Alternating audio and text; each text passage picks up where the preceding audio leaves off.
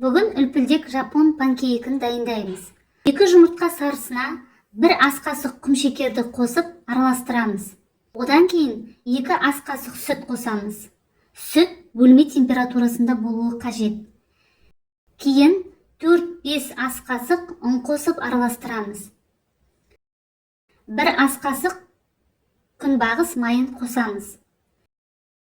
2 жұмыртқаның ақуызына 70 грамм құмшекер қосып, қоюланғанша миксерлейміз.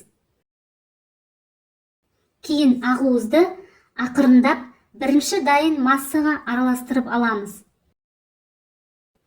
Осындай үлпілдек масса шығады. Дайын болған массаны табамызға аз-аздан құямыз.